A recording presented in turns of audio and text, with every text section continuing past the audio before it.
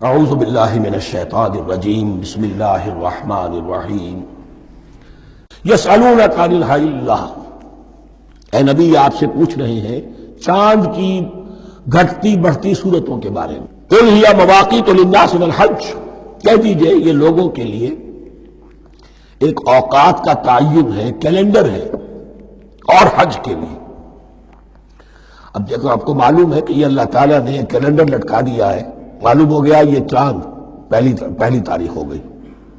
کچھ دنوں کے بعد آپ نے دیکھا معلوم ہوتا ہے کہ اب ایک ہفتہ گزر گیا ہے، آدھا چاند ہو گیا ہے، 2 ہفتے ہو گئے، پورا چاند ہو گیا ہے، پھر نے گھٹنا شروع کیا۔ تو یہ گویا کہ لوگوں کے لیے اوقات کار کی تعین کے لیے، اور خاص طور پر سب سے اہم شے حج۔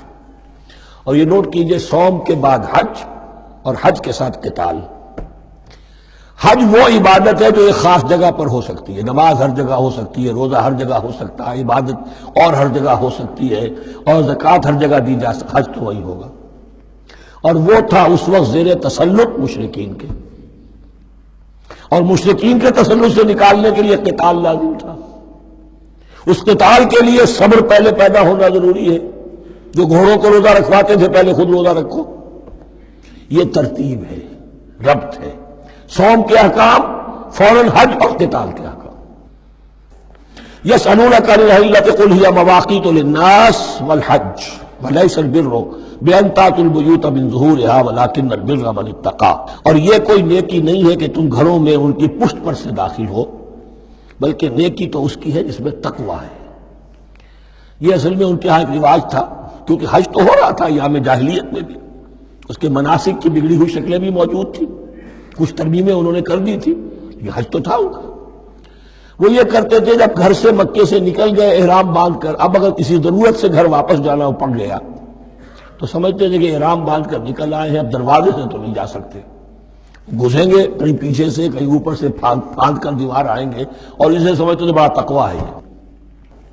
فرمایا یہ کوئی نیکی کی بات نہیں، یہ سرے سے نیکی نہیں۔ ولیس البر، یہ ہرگز نیکی نہیں ہے ان تأتوا البیوت من ظہورها کہ تم ان کے تم گھروں میں داخل ہو ان کے پچھواڑے سے، ولکن البر من اتقی۔ اب یہاں اس پوری آیت کو ذہن میں رکھ لیجئے، آیت البر کے آخر میں لفظ تھا اولئک هم المتقون ولکن البر من اتقی۔ گویا کہ وہ پورا تصور جو ہے یہاں پر جو آیا بر میں آ چکا ہے، اس کو اس لفظ کے حوالے سے اس پورے تصور کو پھر آپ کے ذہن میں تازہ کر دیا۔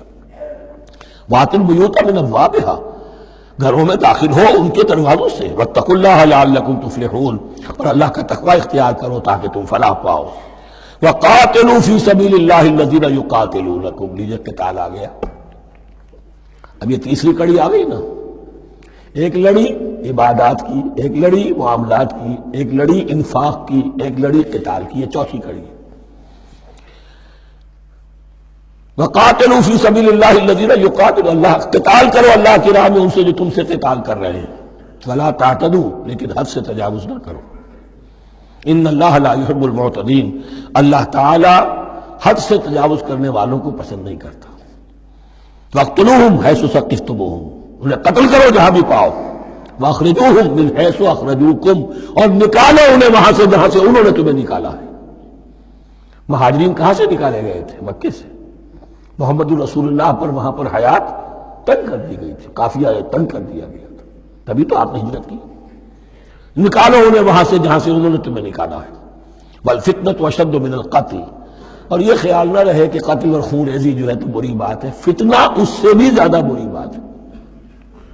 فتنہ کیا ہے؟ ایسے حالات جن میں کہ انسان اللہ خدائے واحد کی بندگی نہ کر سکے، اسے غلط کاموں پر مجبور کیا جائے، حرام خوری پر مجبور ہو گیا ہو، یہ سارے حالات فتنہ ہیں۔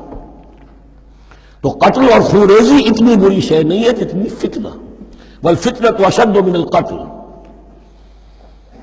ولا تقاتلوهم عند المسجد الحرام حتى يقاتلوكم فيه، ہاں مسجد حرام وہ چونکہ اسے تو امن کی جگہ بنا دیا گیا ہے، ان سے جنگ مت کرو مسجد حرام کے پاس جو بھی حرم کا علاقہ ہے، حتیٰ یقاتلوکم، یہاں تک کہ وہ خود تم سے قتال کریں اس میں۔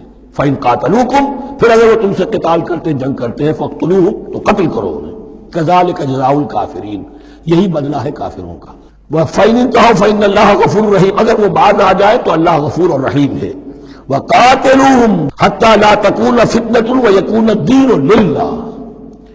اب جب یہ جنگ کا مرحلہ شروع ہو گیا ہے دعوت محمدی کے سلسلے میں صلی اللہ علیہ وسلم، تو مسلمانوں جان لو، ایک دور تھا 12-13 برس تک تمہیں حکم تھا کفو ایدیکم، مارے کھاؤ ہاتھ نہ اٹھاؤ۔ اب یہ نیا دور ہے، آ گیا ہے، تمہاری دعوت و تحریک جو ہے وہ نئے دور میں داخل ہو گئی ہے۔ اب جب تمہاری تلواریں نیام سے باہر آ گئی ہیں، اب یہ نیام میں نہ جائیں جب تک کہ فتنہ بالکل ختم نہ ہو جائے اور دین اللہ ہی کے لیے ہو جائے، اللہ کا دین قائم ہو جائے۔ یہ آیت دوبارہ آئے گی اور زیادہ نکھری ہوئی شان کے ساتھ سورہ انفال میں، وَقَاتِلُوهُمْ حَتَّى لَا تَكُونَ فِتْنَةٌ وَيَكُونَ الدِّينُ كُلُّهُ لِلَّهِ، دین کل کا کل، جز نہیں۔ دین کی بالادستی پوری انسانی زندگی پر، انفرادی بھی اجتماعی بھی، اور اجتماعی کے بھی سارے پہلو، politico socio economic system, totally وہ اللہ کے احکام کے تابع ہو۔ وَقَاتِلُوهُمْ حَتَّى لَا تَكُونَ فِتْنَةٌ وَيَكُونَ الدِّينُ لِلَّهِ فَإِنِ انتَهَوْا فَلَا عُدْوَانَ إِلَّا عَلَى الظَّالِمِينَ۔ پھر اگر وہ باز آ جائے، صلح چاہے تو ٹھیک ہے، پھر ظالموں کے اوپر جو ہے سوائے ظالموں کے کسی پر زیادتی جائز نہیں۔ الشہر الحرام بالشہر الحرام، حرمت والا مہینہ بدلہ ہے حرمت والے مہینے کا، والحرمات قصاص، اور حرمات کے اندر بھی بدلہ ہے۔ فَمَنِ اعْتَدَىٰ عَلَيْكُمْ فَاعْتَدُوا عَلَيْهِ بِمِثْلِ مَا اعْتَدَىٰ عَلَيْكُمْ، تو جو کوئی بھی تم پر زیادتی کرتا ہے، دست درازی کرتا ہے، تو تم بھی اس کے خلاف کارروائی کرو، اقدام کرو جیسے کہ اس نے تم پر زیادتی کی۔ وَاتَّقُوا اللَّهَ، اور اللہ کا تقوی اختیار کرو۔ وَاعْلَمُوا أَنَّ اللَّهَ مَعَ الْمُتَّقِينَ، اور یہ جان لو کہ اللہ ساتھ ہے متقیوں کی، یعنی اللہ کی تائید، نصرت، اس کی مدد آئے گی اہل تقوی کی۔ اب دیکھیے وہ تیسری کڑی یہاں بہت چھوٹی سی آئی ہے، قتال کی ذرا زیادہ بڑی کڑی آ گئی ہے اور یہ چھوٹی سی کڑی آ رہی ہے۔ قتال کے لیے لازم ہے انفاق بھی۔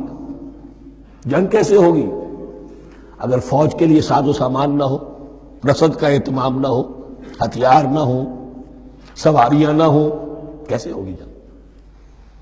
وَأَنفِقُوا فِي سَبِيلِ اللَّهِ وَلَا تُلْقُوا بِأَيْدِيكُمْ إِلَى التَّهْلُكَةِ، خرچ کرو اللہ کی راہ میں اور مت ڈالو اپنے آپ کو اپنے ہاتھوں ہلاکت میں۔ یعنی اللہ کا دین اس وقت اسے احتیاج ہے، وہ پیسہ چاہتا ہے۔ جیسے حضور نے تبوک کے موقع پر عام اپیل کی اور آپ اپنے مال کو لے کر بیٹھے ہوئے ہیں، تو گویا کہ آپ نے اپنے آپ کو ہلاکت میں خود ڈال دیا۔ یہ انفاق ہے، جہاد بالمال۔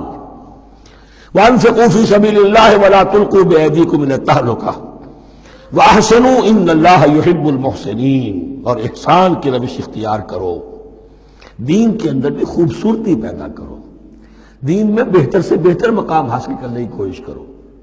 ہمارا معاملہ کیا، دنیا میں آگے سے آگے اور دین میں پیچھے سے پیچھے۔ دین میں یہ دیکھیں گے اس سے کم پر گزارا ہو سکتا ہو، کوئی اور شے ہو کہ جس میں اس سے کم سے بھی بات پوری ہو جائے، دین میں یہ ہوگا، اور دنیا میں آگے سے آگے ہے جستجو کہ خوب سے ہے خوب تر کہاں۔ تو اگر یہ جستجو دنیا میں ہے، اس سے بڑھ کر دین میں ہونی چاہیے۔ فاستبقوا الخیرات، نیکیوں میں ایک دوسرے پر بازی لے جانے کی کوشش کرو۔ وَأَنفِقُوا فِي سَبِيلِ اللَّهِ وَلَا تُلْقُوا بِأَيْدِيكُمْ إِلَى التَّهْلُكَةِ وَأَحْسِنُوا، اور احسان کی روش اختیار کرو۔ ان اللہ یحب المحسنین، یقیناً اللہ تعالی محسنین کو، ان لوگوں کو کہ جو درجہ احسان پر فائز ہو جائیں، محبت کرتا ہے، انہیں پسند کرتا ہے۔ یہ حدیث جبرائیل اگر ذہن میں ہو تو 3 درجے ہیں، جیسے میں نے آج بتایا آپ کو، وَنَحْنُ لَهُ مُسْلِمُونَ وَنَحْنُ لَهُ عَابِدُونَ وَنَحْنُ لَهُ مُخْلِصُونَ۔ 3 درجے دوسرے ہیں، اسلام، ایمان، احسان۔